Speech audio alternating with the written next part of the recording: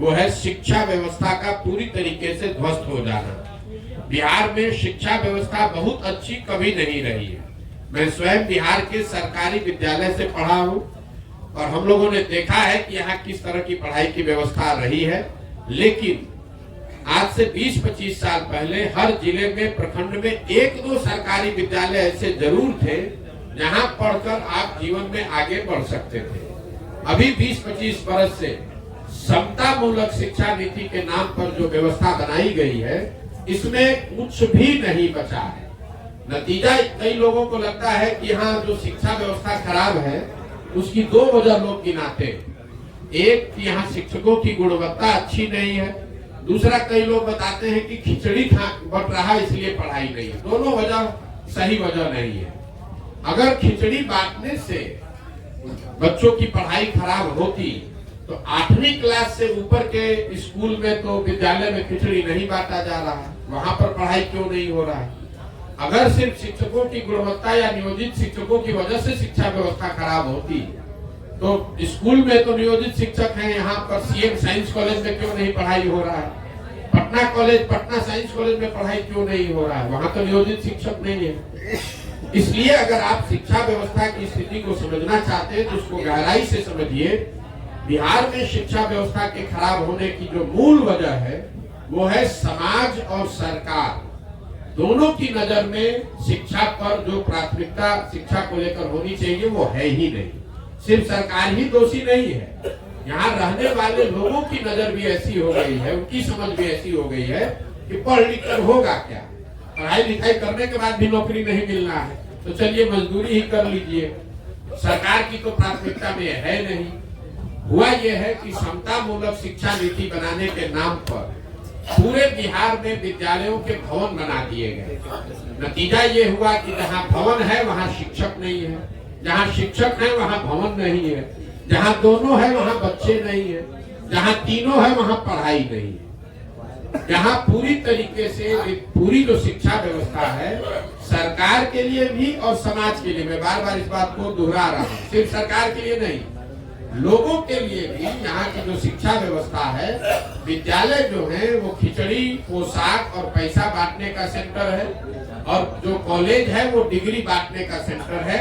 न सरकार पढ़ाना चाहती है, न समाज में जो लोग हैं वो पढ़ना चाहते हैं।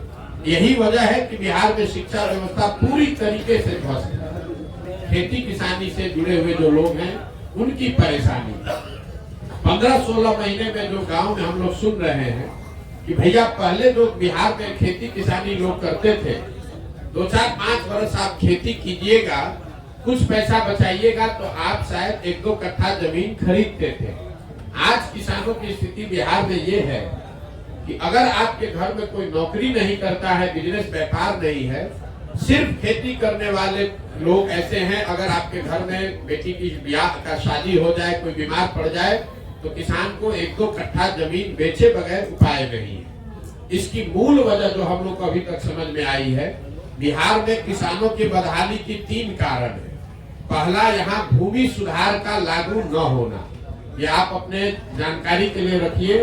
बिहार देश के बड़े राज्यों में शायद एकमात्र ऐसा राज्य है जहाँ आजादी के बाद भूमि सुधार को लेकर कोई प्रयास नहीं किया गया। नतीजा ये हुआ है कि करीब 1/3 जमीन का मालिकाना हक डिस्प्यूटेड है। लोगों को पता ही नहीं है कि वो जमीन का मालिक है कौन।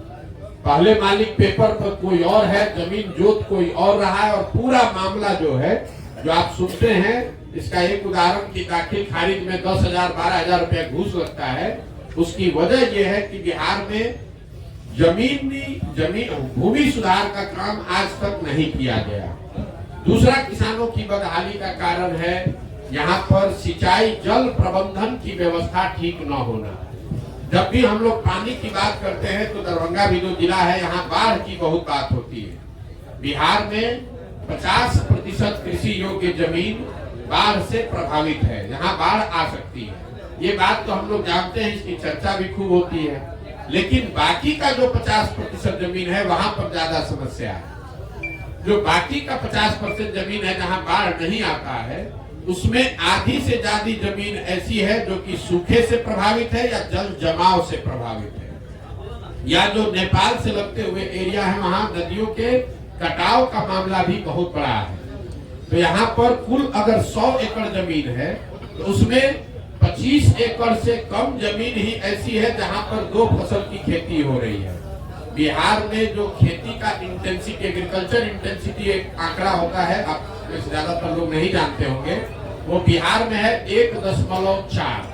मतलब अगर 2 हो तो उसका मतलब है कि 1 एकड़ में 2 बार खेती होती है। बिहार में पूरे बिहार का कृषि एग्रीकल्चर इंटेंसिटी है 1.4, दरभंगा में कृषि इंटेंसिटी है 1.1। मतलब यहाँ जितनी जमीन है करीब करीब 100% जमीन, करीब करीब 90% जमीन ऐसी है जिसमें सिर्फ एक ही फसल होता है। ये आपकी जानकारी के लिए बता दें, क्योंकि कई बार सरकार कहती है कि यहाँ एक जमीन में 2 बार फसल होता है, 3 बार फसल होता है।